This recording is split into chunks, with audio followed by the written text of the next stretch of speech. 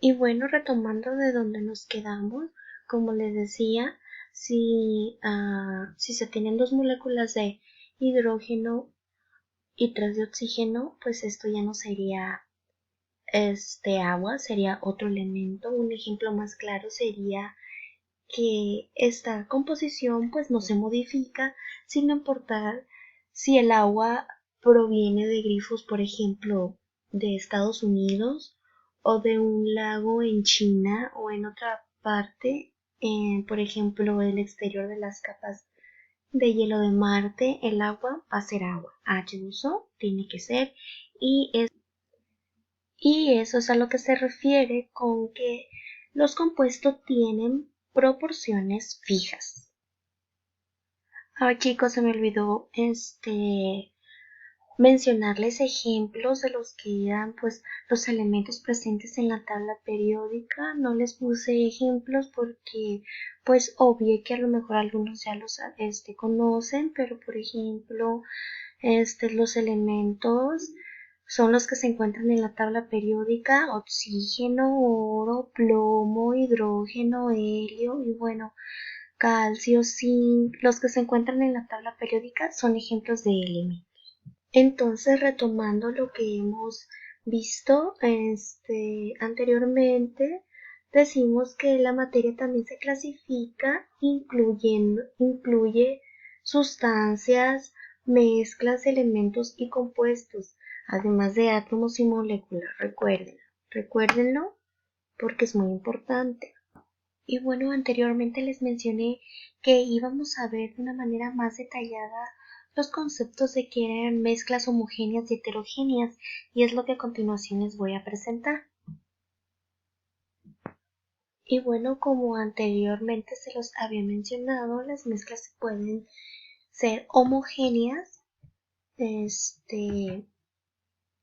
o heterogéneas. La definición de una mezcla homogénea a lo mejor ustedes ya la conocen o la han escuchado anteriormente. Es un concepto que se utiliza a menudo en lo que son recetas de cocina o prácticas de laboratorio. Y bueno, la definición de lo que es una mezcla homogénea es aquella mezcla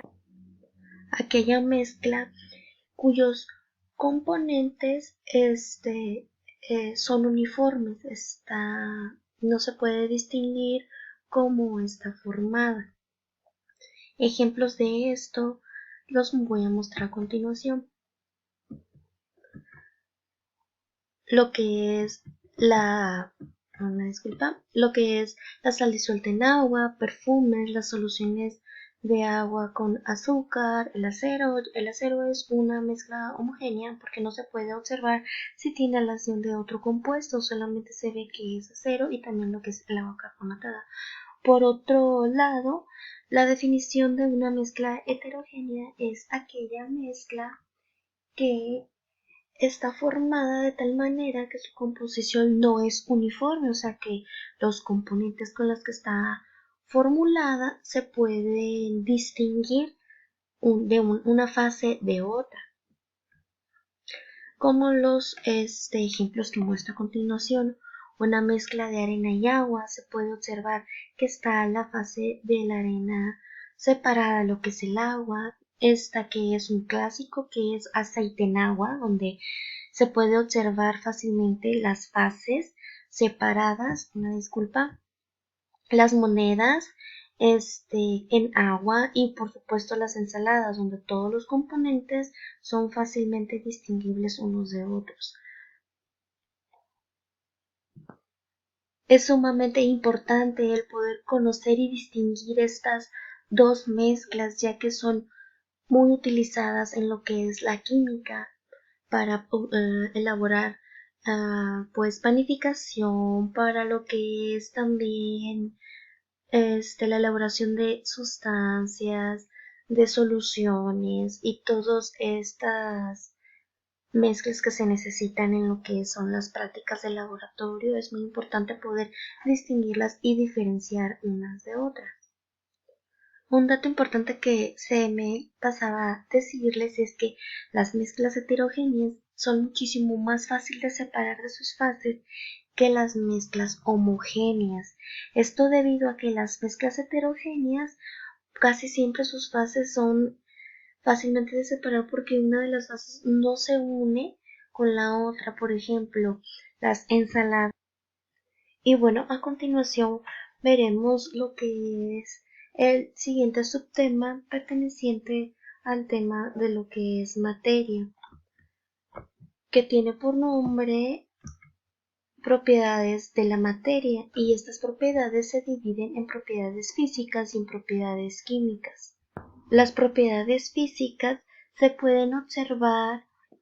Las propiedades físicas son aquellas que se pueden observar o se pueden medir y se dividen en extensivas o también llamadas generales o intensivas, también llamadas específicas.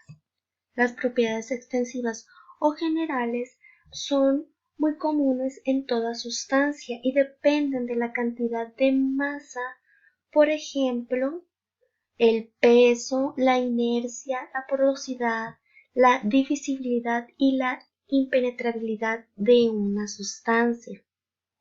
Por otro lado, las propiedades físicas intensivas o específicas no dependen de la cantidad de masa y estas se pueden tener valores específicos tales como la densidad, lo que es la viscosidad y el punto de ebullición de las sustancias. Entonces, las propiedades extensivas o generales dependen de la masa y las específicas no dependen de la cantidad de masa, ¿sí? Sino que son valores específicos, como ya lo había mencionado. Por otro lado, se encuentran lo que son las propiedades químicas y casi siempre se derivan a las que son las propiedades que se generan mediante reacciones. Estas propiedades se llevan a cabo mediante reacciones que modifican la materia.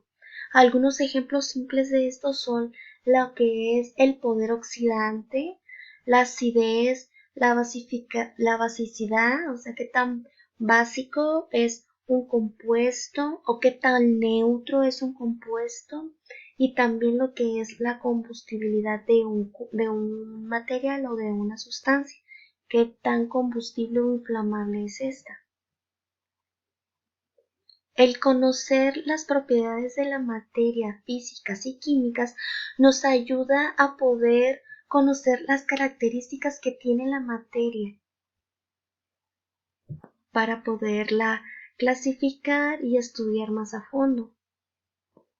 Un ejemplo sencillo para la industria de alimentos es utilizar lo que es la prueba de elasticidad o resistencia en los productos. Se utiliza siempre para poder medir cuánta elasticidad tiene o resistencia tiene un producto al quiebre. Eso se utiliza más que nada en productos que tienen una alta viscosidad. Un ejemplo de esto es en la masa. Las masas hechas de harina suelen utilizar lo que es esta prueba, que es la elasticidad, como una prueba de calidad. ¿Cuánto tarda la masa en estirarse y quebrarse?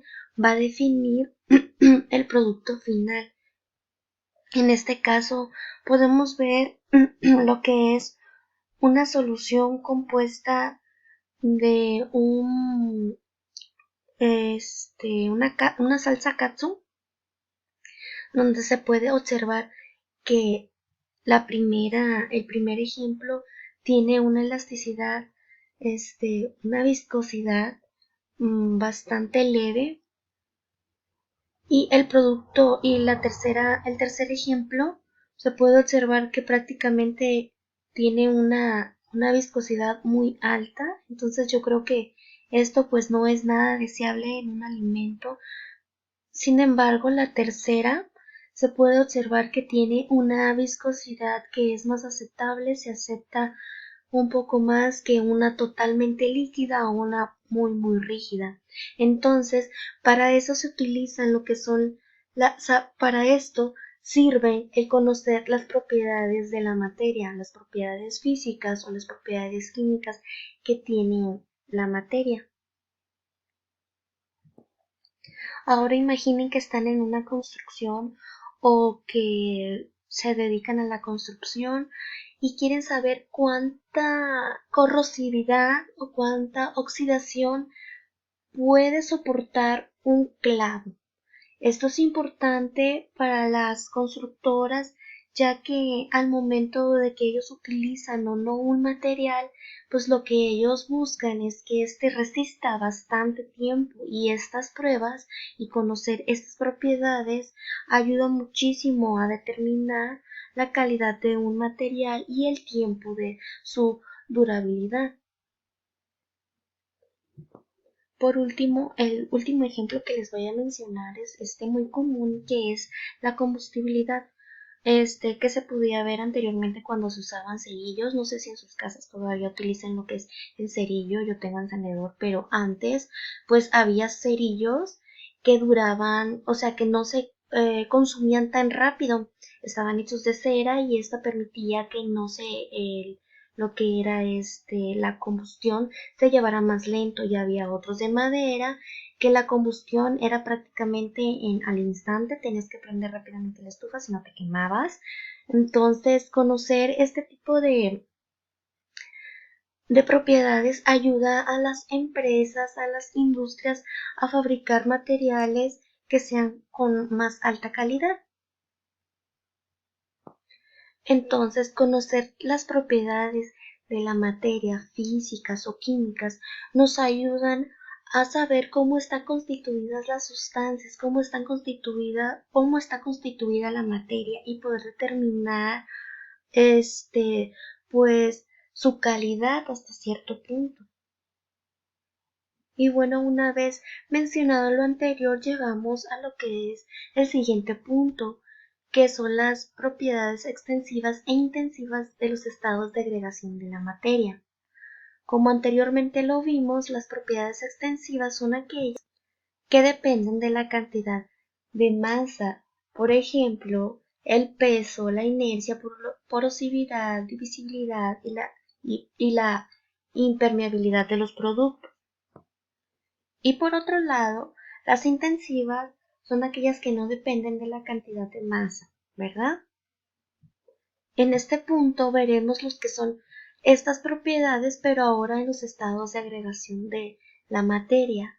Como ustedes recordarán, los estados de agregación son aquellas distintas fases que forman la materia conocida, como son la fase sólida, la fase gaseosa y la fase líquida.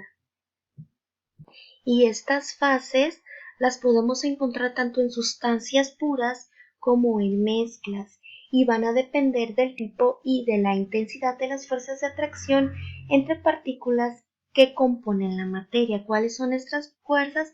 Pues las moléculas y los átomos. Hablemos entonces de lo que fueron las sustancias. Como ya lo habíamos mencionado, podemos encontrar las sustancias puras como los elementos, en el caso del oro, en forma sólida. Una mezcla sólida podría ser la mantequilla, es una mezcla sólida. También podemos encontrar sustancias puras en estado líquido como los metales, como la plata cuando se funde, o el cobre en estado líquido. También podemos encontrar mezclas en estado líquido, como ya lo habíamos mencionado. Se me ocurre un agua de limón. Y bueno, a manera de resumen, entonces, las propiedades extensivas e intensivas de los estados de agregación, que son el estado sólido, líquido y gaseoso, las podemos encontrar tanto en sustancias puras como en las mezclas. Y bueno, chicos, en el siguiente video continuaremos viendo lo que son las propiedades extensivas e intensivas de los estados de agregación de la materia. Cada video dura 15 minutos, esto es para que no se aburran. Entonces continúo en el siguiente video hablando de este tema. Recuerden chicos los que les mencioné al principio, la unidad 1 es prácticamente conceptos y definiciones, es más teoría.